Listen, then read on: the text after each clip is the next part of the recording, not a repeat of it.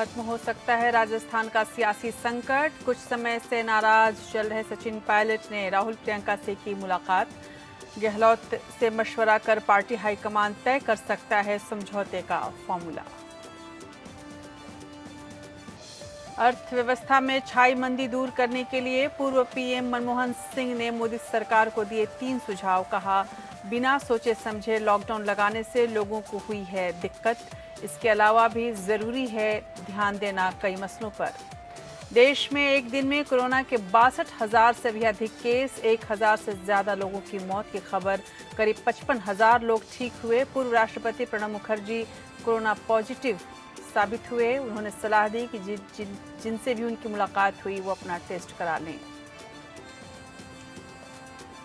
अभिनेता सुशांत सिंह राजपूत से जुड़े मनी लॉन्ड्रिंग केस में रिया और उनके परिवार से ईडी की पूछताछ। एक्ट्रेस की सुप्रीम कोर्ट में याचिका। मीडिया में मुझे मौत का दोषी पहले ही ठहराने की कोशिश हो रही है। सुशांत के पिता से भी सीबीआई ने पूछताछ की।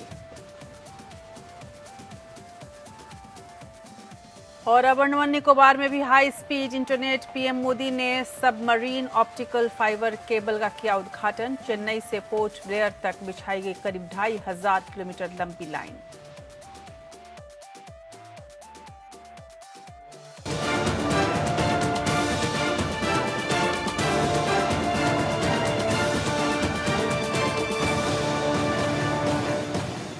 नमस्कार, आप देख रहे हैं देश की बात। मैं हूं राजश्री आपके साथ और आज हम बात करेंगे सबसे बड़े सियासी हलचल की। बहुत दिनों से इंतजार था कि राजस्थान में राज कैसे बचेगा, क्या होगा, किसका राज होगा। अब राजस्थान में डूबती हुई कांग्रेस को एक तिनके का सहारा दिखने लगा है और ऐसा लगा है कि वो सकुशल किनारे लग जाएगी। सियासी संकट के बीच पूर्व उप मुख्यमंत्री सचिन पायलट ने अपने समर्थक विधायकों के साथ दिल्ली में राहुल गांधी और प्रियंका गांधी वाड्रा से मुलाकात की है। इस मुलाकात से क्या इशारे मिल रहे हैं और क्या ये समझा जाए कि सचिन पायलट भी अपने भविष्य को लेकर इतने चिंतित हैं कि कांग्रेस के अलावा उनको कोई और घर दिख भी नहीं रहा है और इस वजह से एक बार फिर से वो वापस आने का मन बना चुके हैं। और इस बीच अशोक गहलोत क्या करेंगे, जो अपने बेटे के भविष्य को लेकर अब चिंतित हो गए हैं। इसके साथ साथ क्या ये समझा जाए कि गहलोत की सरकार बच जाएगी। गौरतलब है कि विधानसभा शुरू होने के पहले पहले कांग्रेस ये पूरा मामला सुलझा लेना चाहती है और ऐसे में हम आपको दिखाएंगे कि किस तरह से ये जो पेंच फंसा हुआ था इसे सुलझाने में सफलता हासिल कर पाएगी कांग्रेस। और अभी हालांकि ये कयासी है, भी देखना ये होगा कि कितनी सफलता मिल पाती है, क्योंकि बीजेपी भी चुप बैठने वाली नहीं है। ऐसे में बहुत ज़रूरी होगा कांग्रेस के लिए कि वो अपने हर पत्ते को बहुत सोच समझ के खेले और ये शायद पहला मौका होगा जब राहुल और प्रियंका गांधी की स्पष्ट परिपक्वता इसमें देखने को मिलेगी। ये देखने को और इस समझने को मिलेगा कि आखिर वो कितना परिपक्व हो पाए हैं इस तरह के सियासत में, जहां पेंच फंस जाता है, जहां दो नेता जो कि जिनका असर होता है आम नागरिक पर, वो एक दूसरे से भिड़ जाते हैं और सत्ता की लड़ाई इस कदर पहुंचती है कि पार्टी टूट के कगार पर आ जाती है। और उसके बाद भी सत्ता को बचाना और उसके साथ साथ दल को बचाना, संगठन के मनोबल को बचाना, ये सब कुछ एक बड़ी चुनौती है, एक बड़ा जिसको कहा जाए लेसन है, एक बड़ी सीख है जिसे सीखने की ज़रूरत अभी तक तो राहुल और प्रियंका को दिखती आई है। क्या सचिन पायलट पुरानी दोस्ती के सदके ये सारी बातें मान लेंगे जो कि राहुल और प्रियंका उनके सामने रखेंगे? हम आपके सामने ये सारी चीज़ें रखेंगे। इस बीच कांग्रेस के अंदर हलचल बहुत है, उन तमाम हलचलों पर भी हम आपके सामने एक पूरी रिपोर्ट रखेंगे। इन तमाम खबरों को आगे बढ़ाते हुए हम आपको ये भी दिखाएंगे कि मनमोहन सिंह ने प्रधानमंत्री मोदी को कौन सा नया मंत्र दिया है। मनमोहन सिंह ने प्रधानमंत्री मोदी को आर्थिक मंदी से निपटने के लिए 3 मुख्य बातें बताई हैं, 3 मुख्य सलाह दिए हैं। इन सलाहों को किस तरह से प्रधानमंत्री लेंगे, बीजेपी लेगी, ये तो कोई अभी कहा नहीं जा सकता और ये कहा जा सकता है कि वक्त बताएगा। लेकिन अभी तक जो मनमोहन सिंह की इन बातों को यदि आप देखें तो ऐसा लगता है कि एक परिपक्व सोच है, एक परिपक्व समझ है और इस पर कहीं ना कहीं सोचने की ज़रूरत है। महज खारिज इसलिए कि एक विपक्षी दल का नेता ऐसा दे रहा है, उसको खारिज कर देना ठीक नहीं होगा, जो आमतौर पर अभी तक होता आया है। गौरतलब है कि कोरोना का संकट इस वक्त सबसे ज़्यादा खतरनाक रूप में भारत में मंडरा रहा है और अमेरिका और ब्राज़ील से हम आगे आ चुके हैं। 1000 लोगों की कल रात भर में मौत हो चुकी है और ये आंकड़ा बढ़ता जा रहा है। ऐसे में अब ये फैसले लेने ही होंगे कि क्या लॉकडाउन ही उपाय है या फिर हम कुछ और करके आगे बढ़ सकते हैं। और यदि हम अर्थव्यवस्था को संभाल रहे हैं तो स्वास्थ्य की इस अवस्था को कैसे संभालेंगे, और यदि स्वास्थ्य की अवस्था को संभालने की कोशिश करें तो हम अर्थव्यवस्था को कैसे संभालेंगे। इन तमाम खबरों पर भी हमारी नज़र रहेगी। स्वास्थ्य और अर्थव्यवस्था ये सब कुछ संभले तो सियासत भी संभल ही जाती है, लेकिन सियासत को संभालने के लिए कई और चीज़ों की ज़रूरत पड़ती है, कुछ खास समीकरणों की ज़रूरत पड़ती है। गौरतलब है कि आजकल चर्चा में है कि उत्तर प्रदेश में एक नए इंजीनियरिंग की तलाश कर रही हैं मायावती। उधर बिहार, जहां पर चुनाव बहुत जल्द होने वाले हैं, बस कुछ ही महीनों की बात है। अभी तक जो ये कयास लगाए जा रहे हैं कि बिहार में इलेक्शन हो जाएंगे, हालांकि अभी तक चुनाव आयोग ने घोषणा नहीं की है, लेकिन सरगर्मी तेज है और इसीलिए एक अभिनेता की आत्महत्या भी वहां पर एक समीकरण बन गया। कैसे, हम आपको ये भी दिखाएंगे। उधर उत्तर प्रदेश की यदि हम बात करें तो हम आपको बताएंगे कि मायावती क्यों अब ब्राह्मण वोटरों को रिझाने के लिए एक बार फिर से एक नया खेल शुरू करने जा रही हैं। समाजवादी पार्टी, बीएसपी और कांग्रेस तीनों ही इस वक्त देखा जाए तो ब्राह्मण वोटरों को लुभाने के लिए हर दांव पे चल रहे हैं। और गौरतलब है कि इस वक्त उत्तर प्रदेश में सबसे ज़्यादा नाराज़ अगर कोई वोट बैंक है तो वो वोट बैंक ब्राह्मण वोट बैंक ही है, और इसलिए उसको लुभाने के लिए, उसको रिझाने के लिए तमाम दलों की ओर से तरह तरह के चारे फेंके जा रहे हैं।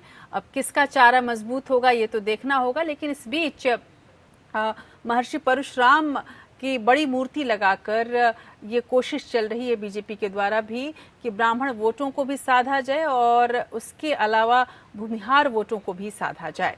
तो अब हम आपको दिखाएंगे कि कैसे विकास दुबे से लेकर महर्षि परशुराम तक का सियासत में खूब उपयोग हो रहा है। राम के बाद परशुराम, और इसके अलावा इनकाउंटर से लेकर आत्महत्या से लेकर हत्या तक कैसे सियासत इन तमाम चीज़ों के इर्द गिर्द घूम रही है, क्योंकि लक्ष्य जीत है।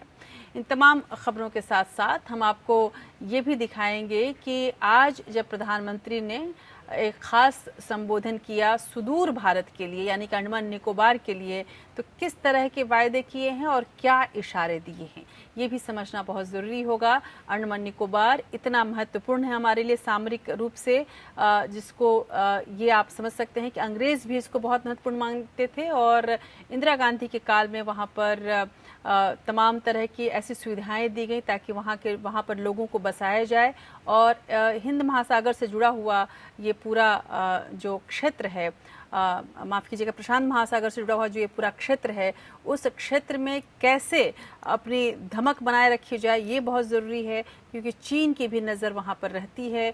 और इस वक्त जो जिस तरह से कहा जाए कि नेवल फोर्स की ज़्यादा हमें उसको सतर्क बनाने की ज़रूरत है, क्योंकि भारत का लंबा एक हिस्सा ऐसा है जो समुद्र से घिरा हुआ है।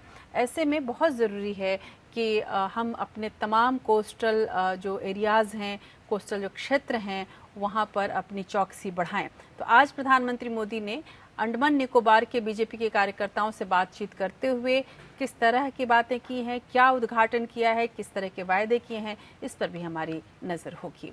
अदालत की खबरों में हम आपको दिखाएंगे कि अभिनेता सुशांत सिंह राजपूत की आत्महत्या के मसले में आज रिया चक्रवर्ती से क्या पूछताछ हुई है, उनके पिता से भी सीबीआई ने पूछताछ की है। तो हम आपको ये दोनों ही बड़ी खबरें आपके सामने रखेंगे। इसके अलावा भी अदालत की तमाम बड़ी खबरों से आपको रूबरू कराएंगे। इन तमाम खबरों के साथ साथ हम आपको दिखाएंगे आज के दिन के ऐतिहासिक महत्व को भी, और इसके अलावा भी बहुत कुछ। बने रहिए हमारे साथ।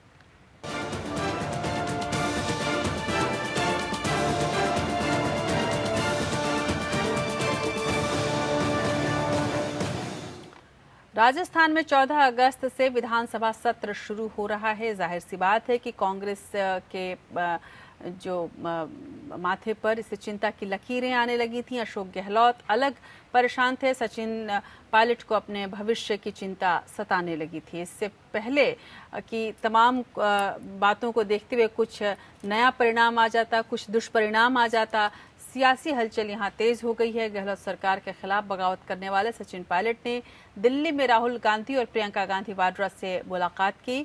दोनों नेताओं के बीच करीब 1.5 घंटे तक बातचीत हुई है। सूत्रों के अनुसार पायलट का कांग्रेस में वापसी का फॉर्मूला अब तलाशा जा रहा है, लेकिन पार्टी ने यह साफ किया है कि मुख्यमंत्री पद के बारे में कोई बात नहीं होगी। पायलट अगर लौटना चाहें तो एडजस्टमेंट के लिए कुछ समय इंतजार भी करना पड़ेगा। 2 तरह के फॉर्मूलों पर चर्चा हुई है। पहला, सचिन पायलट से कहा गया है कि दिल्ली आकर पार्टी संगठन में कोई बड़ी जिम्मेदारी संभाल लें, और दूसरा, पायलट गुट से किसी नेता और उप मुख्यमंत्री बना दिया जाए। सूत्रों के मुताबिक पायलट कांग्रेस के प्रमुख नेताओं से पहले से संपर्क में थे। पायलट गुट के सभी विधायक भी लगातार कह रहे हैं कि उनकी नाराजगी पार्टी से नहीं है, बल्कि मुख्यमंत्री अशोक गहलोत से है। अब कांग्रेस हाईकमान के दखल के बाद माना जा रहा है कि पूरे मामले का जल्द ही पटाक्षेप हो सकता है। इस बीच एक खबर ये भी है कि ये भी हो सकता है कि सचिन पायलट और अशोक गहलोत के अहम की लड़ाई के बीच न तो सचिन पायलट मुख्यमंत्री या उप मुख्यमंत्री रहे, न ही अशोक गहलोत के हाथ में कुर्सी रहे, बल्कि सीपी जोशी मुख्यमंत्री के रूप में वहां अभी देखे जा रहे हैं, जो कि एक तरह से सर्वमान्य नेता हो गए हैं दोनों ही पक्षों के लिए। तभी देखना होगा कि फॉर्मूला कौन सा कांग्रेस अपनाती है। फिलहाल हम आपको दिखाते हैं कि आखिर बात क्या हुई है राहुल गांधी और सचिन पायलट के इस मुलाकात में।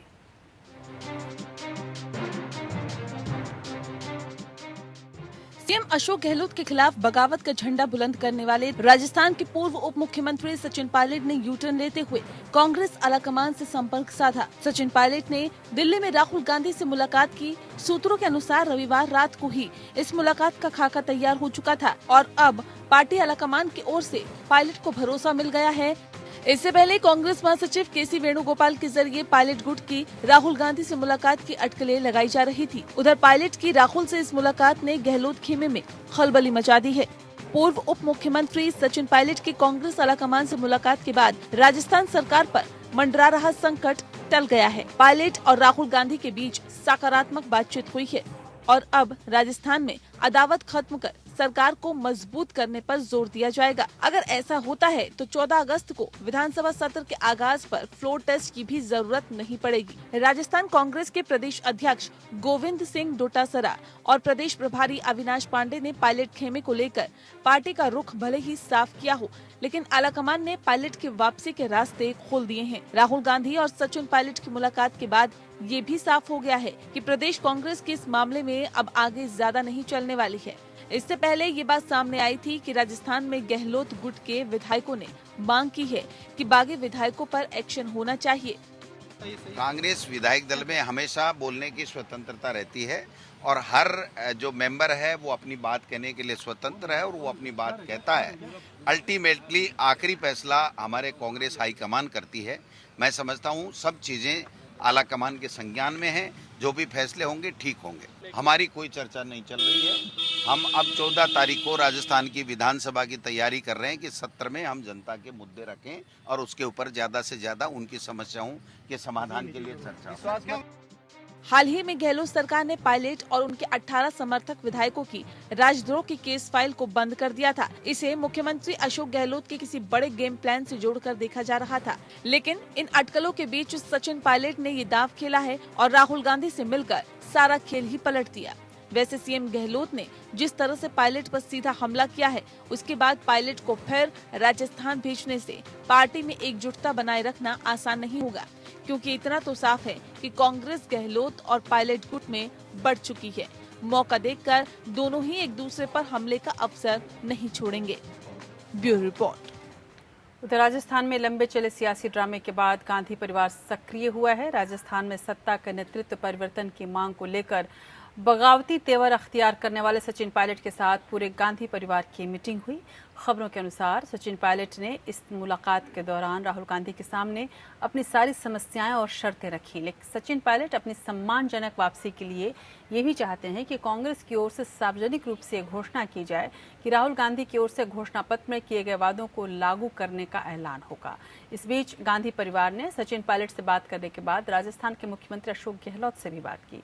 बताया जाता है कि सचिन पायलट ने गांधी परिवार के साथ बैठक के दौरान जो शर्तें रखी उनमें एक ये भी है कि पायलट ने अशोक गहलोत के अलावा भविष्य में उन्हें मुख्यमंत्री बनाने के सार्वजनिक घोषणा करने की मांग की है। वैसे इस सुलह की 3 वजह बताई जा रही हैं। पहली ये कि विधायक खरीद फरोख्त मामले में स्पेशल ऑपरेशन ग्रुप एसओजी ने फाइनल रिपोर्ट सौंप दी है। दूसरी, राष्ट्रद्रोह का मामला हटने से विधायकों को राहत मिली है। तीसरी, मुख्यमंत्री अशोक गहलोत ने विधायक दल की बैठक में संकेत दिए थे कि आला कमान का फैसला उन्हें मंजूर होगा। उधर राजस्थान में पिछले 1 महीने से जारी सियासी घमासान में अब बीजेपी भी खुलकर मैदान में आ गई है। सरकार पर मंडराते खतरे और राजनीतिक संकट को अब तक कांग्रेस की अंदरूनी लड़ाई बताते हुए चुप्पी साधने वाली बीजेपी ने अपनी रणनीति बदल दी है। अब तक वो चुप रह के हमले कर रही थी, अंदर अंदर भीतर घात कर रही थी। अब बीजेपी खुलकर सामने आई है। कांग्रेस के विधायकों की खरीद फरोख्त के आरोप झेल रही बीजेपी अब खुद के विधायकों में सेंधमारी की बात कह रही है। यही कारण है कि 18 बीजेपी विधायकों को गुजरात में रखा गया है। 14 अगस्त से शुरू होने वाले विधानसभा सत्र से पहले सभी विधायकों से सीधे तौर पर संपर्क साधा जा रहा है। उन्हें जयपुर शिफ्ट करने की तैयारी हो रही है। इस बीच बीजेपी ने 11 अगस्त को विधायक दल की बैठक बुलाई है। पार्टी गुजरात गए अपने 18 विधायकों को भी बैठक के लिए वापस बुलाएगी। भले ही सचिन पायलट कांग्रेस के शीर्ष नेतृत्व के साथ बात कर रहे हैं, लेकिन बीजेपी की तैयारी है कि अगर कोई भी मौका हाथ आता है तो उसे छोड़ना नहीं चाहिए, चाहे वो साम दाम दंड भेद किसी तरह से मिले। राजस्थान में सियासी संकट के बीच 14 अगस्त से विधानसभा सत्र शुरू हो रहा है। इससे पहले 11 अगस्त को बीजेपी विधायक दल की बैठक होगी। माना जा रहा है कि जिस होटल में बीजेपी विधायकों की बैठक होगी, विधानसभा सत्र होने तक उन्हें वहीं रखा जाएगा। विधायक दल की बैठक से पहले राजस्थान से गुजरात भेजे गए विधायकों की वापसी होनी है। सूत्रों के अनुसार विशेष विमान से इन 18 विधायकों को गुजरात से राजस्थान लाया जाएगा। विधानसभा में नेता प्रतिपक्ष गुलाब चंद कटारिया ने बीजेपी विधायकों को चिट्ठी लिखकर बैठक के लिए बुलावा भेजा है। बीजेपी ने विधायक दल की बैठक में सभी विधायकों को जयपुर बुलाया है, लेकिन यहाँ पर उन्हें कितने समय के लिए रोका जाएगा, इसकी जानकारी नहीं मिली है। सूत्रों के अनुसार राजस्थान हाईकोर्ट के फैसले के बाद ही पार्टी आगे की रणनीति तय करेगी कि विधायकों को होटल में कब तक रखा जाए। राज्य में जारी घटनाक्रम के बीच शुक्रवार और शनिवार को बीजेपी ने 18 विधायकों को गुजरात शिफ्ट किया था। पार्टी की ओर से कहा गया कि सभी विधायक सोमनाथ मंदिर के दर्शन के लिए गए हैं। हालांकि माना जा रहा है कि हॉर्स ट्रेडिंग से बचने के लिए बीजेपी ने अपने विधायकों को गुजरात भेजा है। Bureau report. उधर कांग्रेस के अंतरिम अध्यक्ष के तौर पर सोनिया गांधी का 1 साल पूरा हो गया है। सोनिया के अंतरिम अध्यक्ष बनने के बाद कांग्रेस ने महाराष्ट्र और झारखंड में सहयोगी दलों के साथ मिलकर सरकार बनाई, लेकिन मध्य प्रदेश में पार्टी में फूट के चलते उसे सत्ता गंवानी पड़ी, तो राजस्थान में उसी कगार पर पहुंची हुई है। सोनिया हालांकि अपने पहले कार्यकाल में बहुत सफल रही थी, लेकिन अब वो 73 साल की हो चुकी हैं और अस्वस्थ होने के चलते पार्टी को भी उतना समय नहीं दे पा रही हैं जितना पार्टी अध्यक्ष के रूप में वो ज़्यादा समय दे पाती थी, या उनसे जितना अपेक्षित है उतना वक्त वो इस वक्त नहीं दे पा रही हैं। और यही कारण है कि उनका दूसरा कार्यकाल थोड़ा कमज़ोर रहा और आंतरिक हो या बाहरी कई मुद्दों पर कांग्रेस असहज ही नजर आई। हालांकि इसके बावजूद कोरोना संकट और लॉकडाउन के बीच सोनिया थोड़ी सक्रिय दिखी हैं। एक नज़र डालते हैं सोनिया के इस नए कार्यकाल पर।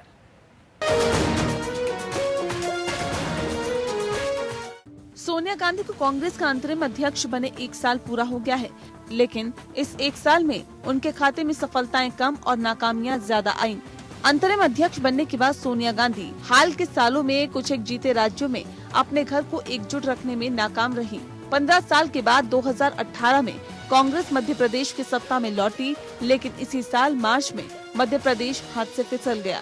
दूसरे बड़े राज्य राजस्थान में भी कांग्रेस बुरी तरह से लड़खड़ाती हुई नजर आ रही है। झारखंड में कांग्रेस सहयोगी जेएमएम के रवैये से नाराज है, तो पंजाब में भी सीएम अमरिंदर और प्रताप सिंह बाजवा आमने सामने हैं। सोनिया गांधी के हाथों में दूसरी बार कांग्रेस की कमान आने के बाद पार्टी में न केवल मतभेद बढ़े हैं, बल्कि कई अहम नेता पार्टी छोड़कर चले गए हैं।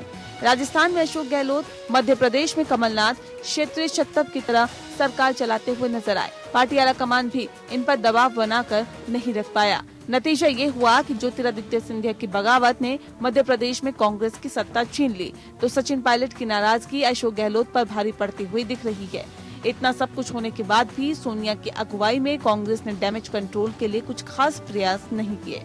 यही नहीं, कांग्रेस में रह रहकर उठने वाली महत्वाकांक्षा की हुंकार पुराने दिग्गजों और युवा नेताओं के बीच कलह की वजह बनती जा रही है। सोनिया द्वारा बुलाई गई कांग्रेस के राज्यसभा सांसदों की बैठक इसका उदाहरण है, जहां कांग्रेस के युवा नेता कपिल सिब्बल और चिदम्बरम जैसे पुराने दिग्गजों से उलझ गए। सोनिया गांधी अंतरिम अध्यक्ष के तौर पर महज समझौता करती नजर आई। राजनीति में रहकर भी सोनिया राजनीति से काफी दूर है।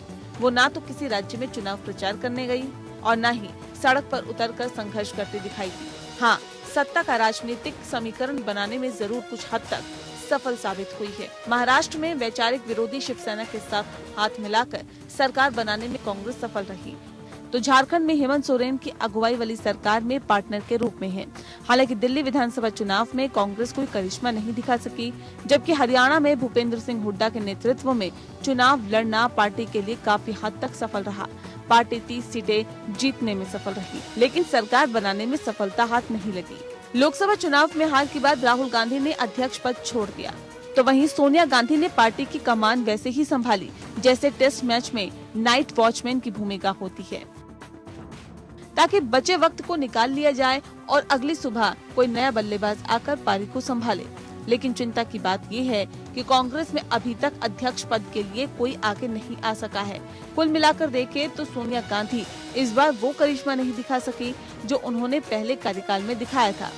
कांग्रेस गठबंधन कर जरूर कुछ राज्यों में सरकार बनाने में सफल रही, लेकिन पार्टी को नई राजनीतिक दिशा नहीं मिल सकी है। कांग्रेस में नेताओं के बीच सियासी खींचतान जारी है, तो विचारधारा को लेकर भी पार्टी दो खेमों में बटी हुई नजर आ रही है। Bureau report.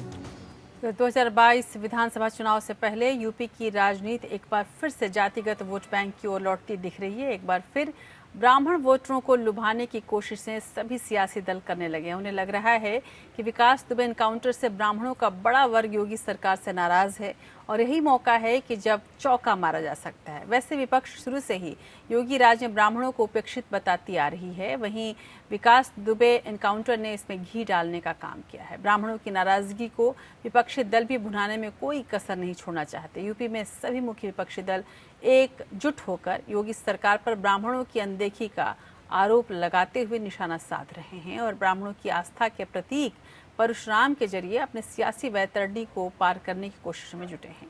Samajwadi party, Bahujan Samaj party और कांग्रेस सब भी बहती गंगा में हाथ धुलने के लिए तैयार हैं। दुर्दांत अपराधी विकास दुबे की मौत पर शुरू हुई सियासत अब वोट बैंक पर कब्जे की राजनीति में तब्दील होती दिखाई दे रही है। फर्क बस इतना है कि इसे ब्राह्मण स्वाभिमान से जोड़ने की कोशिश हो रही है और इसके लिए परशुराम के नाम का इस्तेमाल किया जा रहा है। पिछले साल 7 में लोकसभा चुनाव लड़ने वाली समाजवादी पार्टी और बीएसपी ब्राह्मण वोट साधने के लिए एक बार फिर एक दूसरे को चुनौती देते हुए नजर आ रही हैं। ब्राह्मण वोट भुनाते हुए समाजवादी पार्टी प्रमुख अखिलेश यादव ने सूबे में परशुराम की मूर्ति लगाने का वायदा किया, तो मायावती ने उससे भी बड़ी परशुराम की मूर्ति लगाने का ऐलान कर ब्राह्मण वोटरों को लुभाने का प्रयास किया।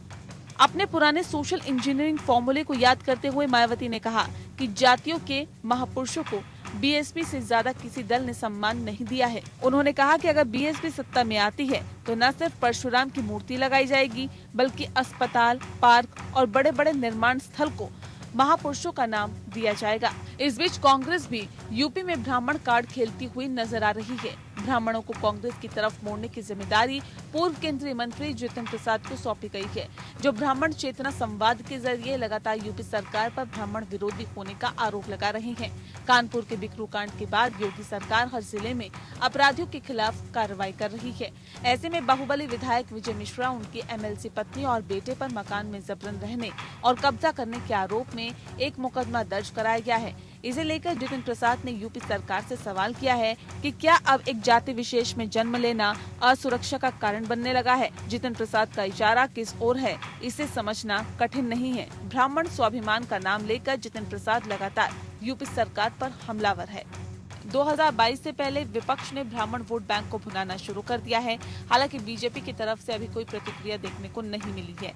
सवाल ये है कि क्या ब्राह्मण समुदाय इस बार भी बीजेपी को तरजीह देता है या फिर एसपी, बीएसपी और कांग्रेस की पॉलिटिक्स बीजेपी से ब्राह्मण वोट खींचने में कामयाब होती है। वैसे अभी चुनाव में काफी वक्त बाकी है। इस तरह के तमाम मुद्दे अभी और आएंगे, लेकिन इतना तो तय है कि विपक्ष ने यूपी सरकार के खिलाफ रणनीति बनाना और उस पर अमल करना शुरू कर दिया है। Bureau report. Samajwadi party, BSP और कांग्रेस का गणित है कि ब्राह्मण वोट गैंगस्टर विकास दुबे की मौत से नाराज है और उनका योगी सरकार से मोहभंग हो गया है और वो इस समय पाला बदल सकते हैं या इस बारे में सोच सकते हैं। इसके साथ ही लंबे वक्त से योगी सरकार की छवि को ब्राह्मण विरोधी के तौर पर पेश करने की कोशिश होती आई है। हालांकि इसके बाद भी ब्राह्मण वोटर बीजेपी से छिटक जाएंगे, इसे लेकर बहुत कुछ पक्का नहीं कहा जा सकता। विशेषज्ञों का ये भी मानना है कि यूपी में कांग्रेस के पतन के बाद लगभग 25 साल तक राजनीतिक रूप से अनाथ रहने और कभी यहाँ तो कभी वहाँ भटकने के बाद 2014 में ब्राह्मणों ने एक मुश्त बीजेपी में अपना ठिकाना तलाश लिया था। उनके पास फिलहाल ऐसा कोई पुख्ता कारण नहीं है कि वो बीजेपी को छोड़कर किसी और पार्टी का दामन थाम ले। ब्राह्मण वोटरों के एक हिस्से में बीजेपी से क्षणिक नाराजगी तो हो सकती है, लेकिन नाराजगी का स्तर ऐसा नहीं है कि किसी के लुभाने भर से वो उनके पीछे चले जाएंगे। इसके पीछे एक ठोस वजह है। जिस विकास दुबे के नाम पर सियासी दल राजनीति कर रहे हैं और जिस विकास दुबे को सोशल मीडिया पर हीरो बनाने की कोशिश हो रही है, उसी विकास दुबे ने अपने आपराधिक इतिहास में बड़ी संख्या में ब्राह्मणों की ही हत्या की है। जब उसने हत्या करते वक्त अपने जाति के लोगों को नहीं छोड़ा, तो फिर उसे लेकर आम लोग किस और किसी दल को भी क्यों वोट करेंगे, इसे लेकर असमंजस है।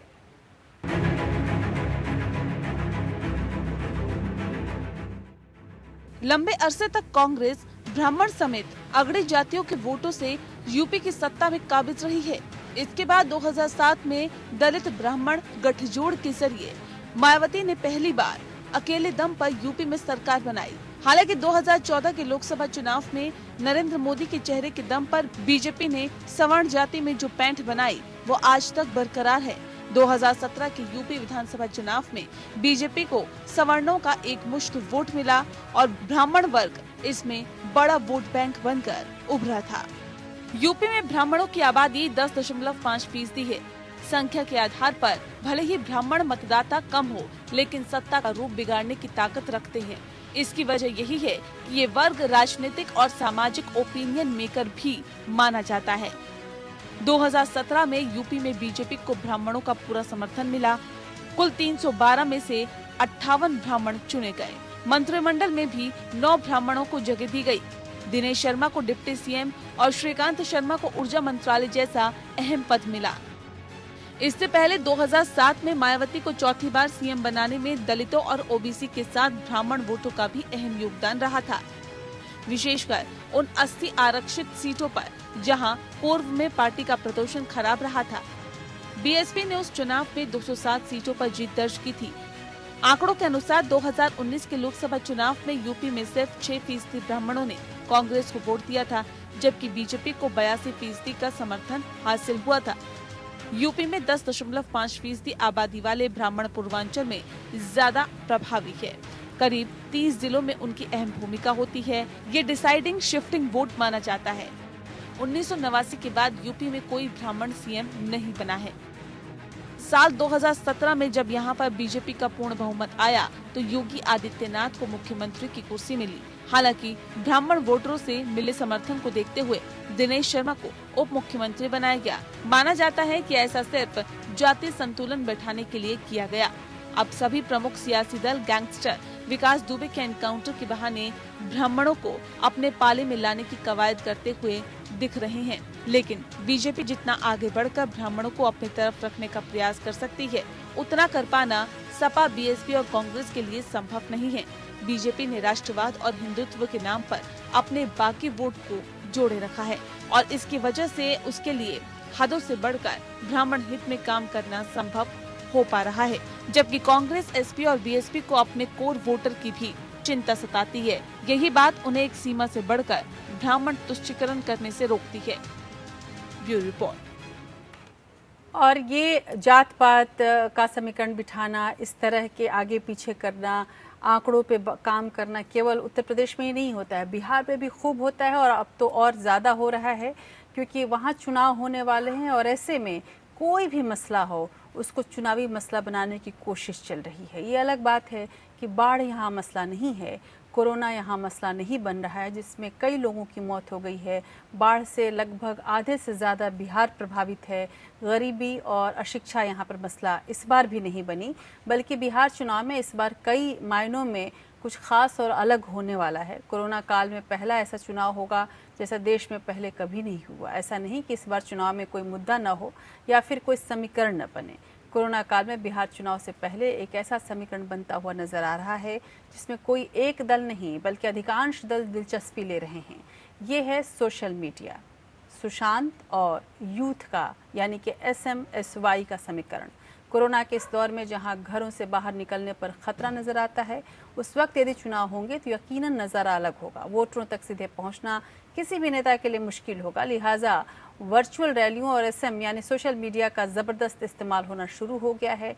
और ऐसा नहीं है कि पहले के चुनाव में सोशल मीडिया का इस्तेमाल नहीं हुआ हो, लेकिन इस बार के बिहार चुनाव में सोशल मीडिया पर राजनीतिक दलों की निर्भरता बढ़ी है और सोशल मीडिया पर इस वक्त अभिनेता सुशांत सिंह राजपूत की आत्महत्या का मामला ट्रेंड कर रहा है और इस बार बिहार में ये प्रमुख मुद्दा बन चुका है। इस मुद्दे पर बिहार सरकार और महाराष्ट्र सरकार जिस तरह से आमने सामने आए वो अपने आप में इस ओर इंगित करता है कि सुशांत राजपूत की आत्महत्या का मामला सियासी हो चुका है। सुशांत से जुड़ी खबरों को लोग खूब देख और पढ़ रहे हैं, साथ ही वो क्या सोच रहे हैं उसे भी व्यक्त कर रहे हैं। सुशांत को इंसाफ दिलाने वाले पोस्ट अधिक से अधिक शेयर किए जा रहे हैं। चुनाव से पहले सुशांत का मुद्दा बिहार में भावनात्मक लगाव का मुद्दा बना हुआ है। सोशल मीडिया पर सबसे ज़्यादा एक्टिव युवा अभी तक हैं। ऐसे में आगामी विधानसभा चुनाव में युवा वोटरों की भूमिका को देखते हुए बिहार सरकार भी इस मामले को खूब हवा दे रही है और बिहार सरकार ही नहीं बल्कि व्यवस्था से जुड़े हुए लोग, चाहे वहाँ की पुलिस हो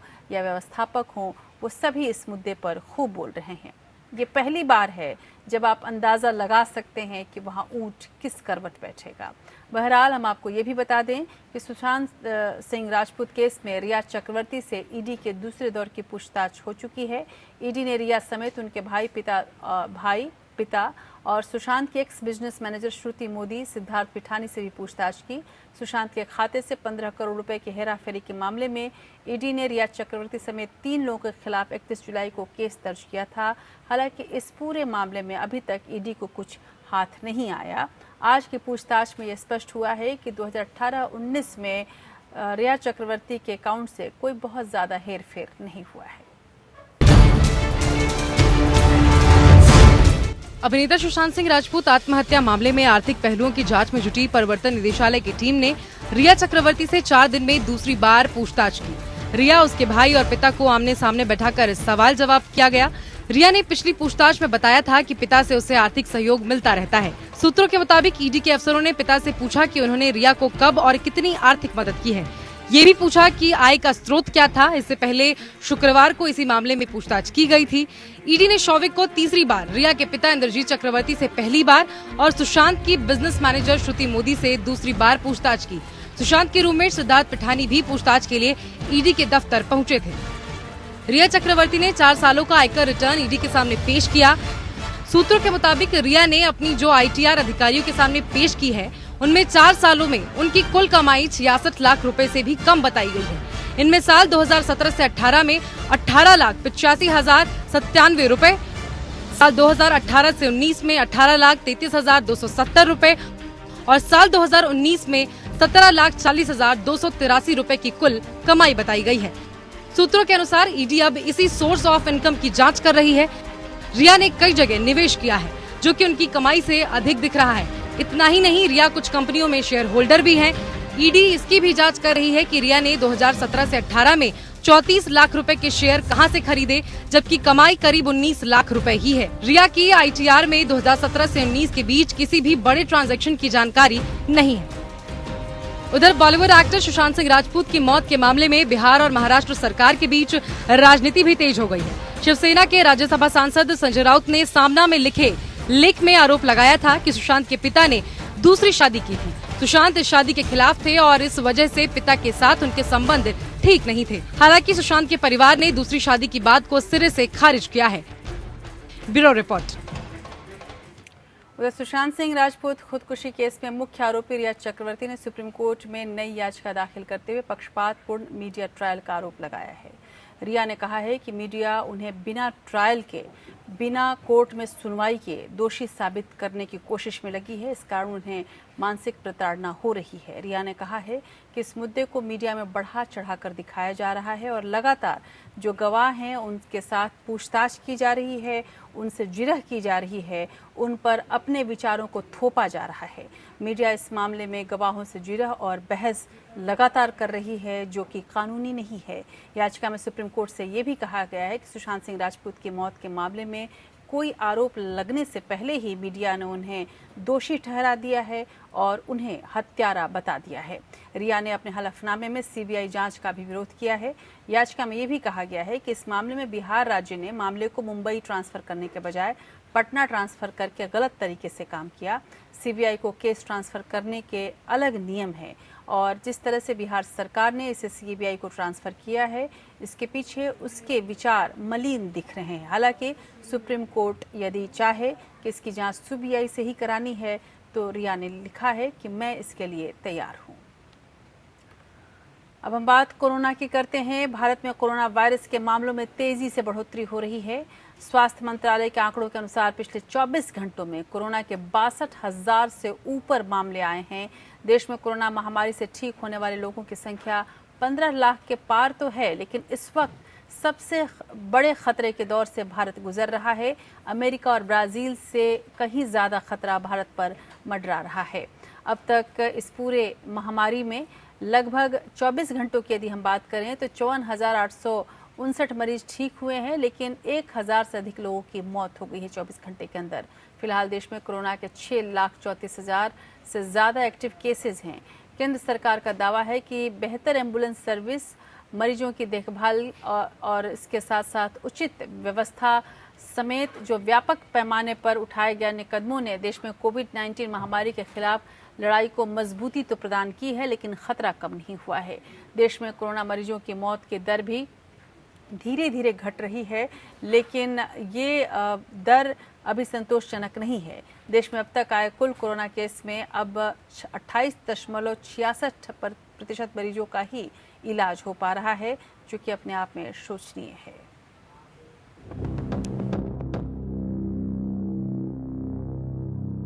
भारत में तेजी से बढ़ते कोरोना वायरस के मामलों के बीच देश में संक्रमण से ठीक हुए मरीजों की संख्या 15 लाख को पार कर गई है। तो वहीं 10 राज्यों से 80% मामले सामने आ रहे हैं। केंद्रीय स्वास्थ्य मंत्रालय के अनुसार पिछले 24 घंटे में 62,064 नए केस सामने आए, जबकि इस दौरान 1,007 लोगों की मौत हुई। लगातार चौथे दिन कोरोना के 60,000 से ज्यादा मामले सामने आए हैं। स्वास्थ्य मंत्रालय के अनुसार देश में अब कोरोना के 22,15,075 मामले सामने आ चुके हैं। इनमें से 6,34,945 एक्टिव केसेस हैं, तो वहीं 15,35,744 मरीज ठीक हो चुके हैं। अब तक 44,386 मरीजों की मौत हो चुकी है। देश में अब तक 2,45,83,558 सैंपल टेस्ट हो चुके हैं। रिकवरी रेट 69.33% है और मृत्यु दर 2% है। जहां रिकवरी रेट लगातार बढ़ रहा है, तो वहीं डेथ रेट में कमी आ रही है। भारत में रोजाना कोरोना के सबसे ज्यादा मामले दर्ज किए जा रहे हैं, तो वहीं कुल मामलों की बात करें तो पूरी दुनिया में कोविड-19 के 2 करोड़ से भी ज्यादा मामले हो चुके हैं, जिनमें अमेरिका, ब्राजील और भारत सबसे आगे है। अमेरिका के बाद ब्राजील में भी कोरोना से 1 लाख से ज्यादा मौतें हो चुकी हैं। ऐसे में अब भारत की स्थिति को लेकर भी चिंता जताई जा रही है। भारत में 1 अगस्त से लेकर 8 अगस्त के बीच कोरोना के कुल 3,99,263 केस दर्ज किए गए, जबकि इन 7 दिनों की अवधि में अमेरिका में कुल 3,84,089 मामले सामने आए। Bureau report. उधर पूर्व राष्ट्रपति प्रणब मुखर्जी कोरोना वायरस से संक्रमित हो गए हैं। उन्होंने ट्वीट करके ये जानकारी दी है। प्रणब मुखर्जी ने बताया कि वो एक अन्य बीमारी के सिलसिले में अस्पताल गए थे, जहां उनकी कोविड-19 टेस्ट रिपोर्ट पॉजिटिव आ गई। पूर्व राष्ट्रपति ने उनके संपर्क में आए लोगों से खुद को सेल्फ आइसोलेट करने और अपना कोविड-19 टेस्ट कराने लेने की अपील की है। इस महीने केंद्रीय गृह मंत्री अमित शाह के अलावा 3 और केंद्रीय मंत्री भी कोरोना संक्रमित पाए गए हैं। केंद्रीय कृषि राज्य मंत्री कैलाश चौधरी और संसदीय मामलों के मंत्री अर्जुन राम मेघवाल, इसके अलावा धर्मेंद्र प्रधान, साथ साथ रविशंकर प्रसाद, ये सभी लोग कोविड पॉजिटिव हैं या सेल्फ आइसोलेशन में जा चुके हैं। तो दुनिया को कोरोना वायरस की पहली वैक्सीन 12 अगस्त को मिलने जा रही है। रूस के स्वास्थ्य मंत्रालय ने कंफर्म कर दिया है कि वो इसी हफ्ते वैक्सीन को रजिस्टर करेंगे। ये दुनिया की पहली ऐसी कोरोना वैक्सीन होगी जिसे रेगुलेटरी अप्रूवल मिलेगा। ये वैक्सीन रूस में सभी को दी जाएगी ताकि नोवेल कोरोना वायरस के खिलाफ प्रतिरोधक क्षमता हासिल हो सके। रूस का दावा है कि इस वैक्सीन से किसी तरह के नुकसान के संकेत अभी तक नहीं मिले हैं। इस वैक्सीन का बड़े पैमाने पर उत्पादन सितंबर से शुरू हो सकता है। अक्टूबर से पूरे देश में सबको टीका लगाने की कवायद शुरू कर दी जाएगी। कहा जा रहा है कि कुछ लोगों को वैक्सीन की डोज दिए जाने पर बुखार आ सकता है, इसके लिए उन्हें बुखार की दवा खानी होगी। कुछ रिपोर्ट्स में ये दावा किया गया है कि रिसर्च और मैन्युफैक्चरिंग में शामिल अन्य लोगों ने सबसे पहले खुद को टीका लगवाया। वैसे रूस ने दुनिया की पहली कोरोना वैक्सीन तैयार करने का दावा तो किया है, लेकिन तमाम विशेषज्ञ अभी इस पर सवाल उठा रहे हैं। वर्ल्ड हेल्थ ऑर्गेनाइजेशन WHO ने कहा है कि उसे रूसी वैक्सीन से जुड़ी कोई आधिकारिक जानकारी या डेटा मुहैया नहीं कराया गया है। तो कोरोना वायरस महामारी ने देश की अर्थव्यवस्था को बुरी तरह से प्रभावित किया है। महामारी के शुरू होने के पहले ही देश के कई क्षेत्र ऐसे हैं जो मुश्किल दौर से गुजर रहे थे, लेकिन अब कोरोना महामारी के बाद तो ये समस्या और ज़्यादा बढ़ गई है। इकोनॉमी का संकट इतना बढ़ गया है कि आम जनता के रोजगार और आर्थिक क्षमता को प्रभावित करने के स्तर तक पहुंच गया है।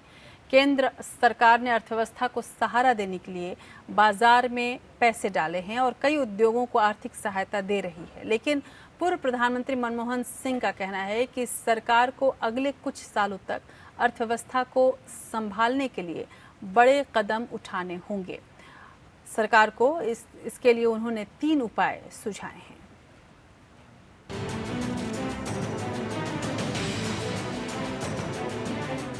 कोरोना वायरस की वजह से देश की अर्थव्यवस्था मंदी की तरफ बढ़ रही है। सरकार इकोनॉमी को स्लो डाउन से उबारने के लिए तमाम उपाय कर रही है, लेकिन पहले नोटबंदी, फिर GST और अब कोरोना महामारी ने अर्थव्यवस्था को चौपट करने में कोई कसर नहीं छोड़ी है। इसी बीच पूर्व प्रधानमंत्री मनमोहन सिंह ने कहा कि देश में मंदी आनी तय है। उन्होंने मोदी सरकार को इससे निपटने के लिए 3 उपाय भी सुझाए हैं। साथ ही इन पर तुरंत एक्शन लेने को भी कहा है ताकि कोरोना वायरस महामारी से हुए नुकसान की भरपाई की जा सके। सबसे अधिक दिक्कत लॉकडाउन से हुई है। पूर्व PM ने ये भी कहा कि मोदी सरकार ने बिना सोचे समझे बेहद असंवेदनशील तरीके से लॉकडाउन लगा दिया। मनमोहन सिंह ने मोदी सरकार को 3 उपाय सुझाए हैं जिससे आने वाले सालों में अर्थव्यवस्था को फिर से पहले जैसा बनाया जा सके। पूर्व PM के अनुसार सबसे जरूरी ये है कि सरकार सुनिश्चित करे कि लोगों के पास रोजमर्रा के खर्चों के लिए पैसे हों। इसके लिए सरकार उन्हें नकदा पैसा मुहैया कराए। दूसरा जरूरी कदम ये है कि सरकार व्यापार करने वालों के लिए पूंजी मुहैया कराए। वहीं मनमोहन सिंह ने सरकार को तीसरा सुझाव ये दिया कि संस्थागत स्वायत्तता और प्रक्रियाओं के जरिए फाइनेंशियल सेक्टर को भी ठीक किया जाए। मनमोहन सिंह ने कैश ट्रांसफर की बात करते हुए कहा कि इससे बहुत सारा कर्ज हो जाएगा। इससे GDP रेशियो के लिए भारत का डेट बढ़ जाएगा, लेकिन अगर कर्ज से किसी की जिंदगी बचती है, जीवन सामान्य होता है और अर्थव्यवस्था को बढ़ाने में मदद मिलती है तो ये किया जा सकता है। पूर्व PM ने कहा कि हमें कर्ज लेने में शर्माना नहीं चाहिए, बल्कि उसे कैसे खर्च करना है इस पर स्मार्ट तरीके से सोचकर अमल करना चाहिए। साथ ही मनमोहन सिंह ने कहा कि कोरोना के आने से पहले भी भारत की अर्थव्यवस्था संघर्ष कर रही थी। 2019-20 में GDP 4.2% की दर से बढ़ रही थी, जो करीब 1 दशक में सबसे धीमी रफ्तार रही है। इससे पहले भारतीय रिजर्व बैंक ने भी कहा था कि कोरोना महामारी के चलते घरेलू अर्थव्यवस्था की हालत और खराब हो सकती है। बीते गुरुवार को मॉनेटरी पॉलिसी की घोषणा के दौरान गवर्नर शक्तिकांत दास ने आशंका जताई थी कि संक्रमण लंबे समय तक खींचा तो उससे घरेलू अर्थव्यवस्था की हालत और पतली हो सकती है। Bureau report. आपको लिए चलते हैं सुप्रीम कोर्ट की उन तमाम बड़ी खबरों की ओर जो कि आज छाई रही। सुप्रीम कोर्ट ने वकील प्रशांत भूषण को कोर्ट के अवमानना मामले में फिलहाल कोई राहत नहीं देते हुए माफी देने से इनकार कर दिया है। कोर्ट ने कहा है कि 2009 के इस मामले में 17 अगस्त को सुनवाई की जाएगी, तब मामले पर फैसला किया जाएगा। प्रशांत भूषण ने 2009 में 16 पूर्व चीफ जस्टिस पर भ्रष्टाचार के आरोप लगाए थे। Justice Arun Mishra, justice BR Gavai और जस्टिस कृष्ण मुरारी की बेंच ने कहा है कि देखा जाएगा कि प्रशांत भूषण का कमेंट कोर्ट की अवमानना के दायरे में आता भी है या नहीं। इस मामले की पिछली सुनवाई में कोर्ट ने कहा था कि अभिव्यक्ति की आज़ादी और अवमानना के बीच बहुत बारीक फर्क होता है। कोर्ट ने प्रशांत भूषण के वकील राजीव धवन से कहा कि आप ही रास्ता बताइए, क्या आप इस तरह की अनाप शनाप बातों को रोकने का कोई तरीका बता सकते हैं। जवाब में धवन ने कहा कि प्रशांत भूषण पहले ही अपनी सफाई दे चुके हैं। सुनवाई के दौरान कोर्ट ने प्रशांत भूषण के वकील राजीव धवन से कहा कि आप खुद सोच समझकर रास्ता बताएं और उसके बाद हम इस पूरे मामले के ऊपर सोचेंगे। शीर्ष अदालत ने 22 जुलाई को न्यायपालिका के खिलाफ भूषण के कथित अपमानजनक ट्वीट के लिए उनके खिलाफ अलग से स्वतः संज्ञान लेते हुए शुरू की गई अवमानना की कार्यवाही में नोटिस जारी किया था और कहा था कि उनका बयान प्रथम दृष्टया न्याय के प्रशासन को बदनाम करता हुआ दिख रहा है। उच्चतम न्यायालय ने 5 अगस्त को भूषण के खिलाफ अवमानना मामले में अपना आदेश सुरक्षित रख लिया था।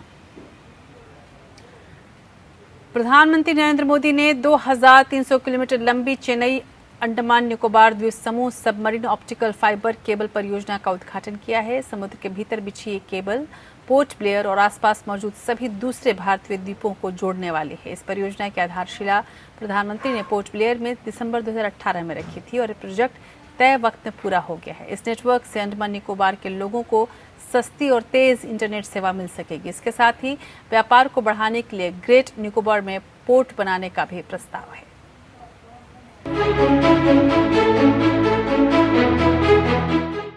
चेन्नई और पोर्ट ब्लेयर को जोड़ने वाली सबमरीन ऑप्टिकल फाइबर केबल की लंबाई 2300 किलोमीटर है। इस पर 1224 करोड़ की लागत आई है। साल 2018 में प्रधानमंत्री नरेंद्र मोदी ने इसकी नींव रखी थी। इसके जरिए भारतीय द्वीपों के बीच बेहतर इंटरनेट कनेक्टिविटी हो सकेगी। इस मौके पर प्रधानमंत्री मोदी ने कहा कि देश के हर जन क्षेत्र तक आधुनिक सुविधाएं पहुंचे और हर नागरिक का जीवन आसान बन सके, यही हमारी कोशिश है। राष्ट्रीय सुरक्षा से जुड़े बॉर्डर एरिया और समुद्री सीमा पर बसे क्षेत्रों का तेजी से विकास ही सरकार की प्राथमिकता है। हिंद महासागर हजारों वर्षों से भारत के व्यापारिक और सामरिक सामर्थ्य का सेंटर रहा है। अब जब भारत इंडो पैसिफिक में व्यापार, कारोबार और सहयोग की नई नीति और रीति पर चल रहा है, तब अंडमान निकोबार सहित हमारे तमाम द्वीपों का महत्व और अधिक बढ़ गया है। अंडमान को जो सुविधा मिली है उसका बहुत बड़ा लाभ वहां जाने वाले पर्यटकों को भी मिलेगा। बेहतर कनेक्टिविटी किसी भी पर्यटन स्थल की पहली प्राथमिकता होती है। इसका बहुत बड़ा प्रभाव रोजगार पर भी पड़ेगा। हिंद महासागर हजारों सालों से भारत के व्यापार, सामरिक सामर्थ्य का केंद्र रहा है। मोदी सरकार की योजना ग्रेट अंडमान में बड़ा व्यापारिक बंदरगाह भी बनाने की है। हमारा समर्पण रहा है कि राष्ट्र की सुरक्षा से जुड़े बॉर्डर एरिया और समुद्री सीमा पर बसे क्षेत्रों का तेजी से विकास हो। साथियों, अंडमान निकोबार को बाकी देश और दुनिया से जोड़ने वाला ये optical fibre project ease of living के प्रति हमारी प्रतिबद्धता का प्रतीक है। समुद्र के भीतर करीब 2300 किलोमीटर केबल बिछाने का काम समय से पहले पूरा हुआ है। गहरे समुद्र में सर्वे, केबल की गुणवत्ता बरकरार रखना और विशेष जहाजों के जरिए केबल बिछाना आसान नहीं था। जितना बड़ा ये प्रोजेक्ट था उतना ही बड़ी चुनौती भी थी। हालांकि इस चुनौती से निपटते हुए इंजीनियरों ने इस काम को तय वक्त से पहले पूरा कर दिया। अंडमान निकोबार को बाकी देश और दुनिया से जोड़ने वाला ये प्रोजेक्ट काफी अहम है। Bureau report. देश की बात में अब वक्त हो चला है आज के ऐतिहासिक महत्व का।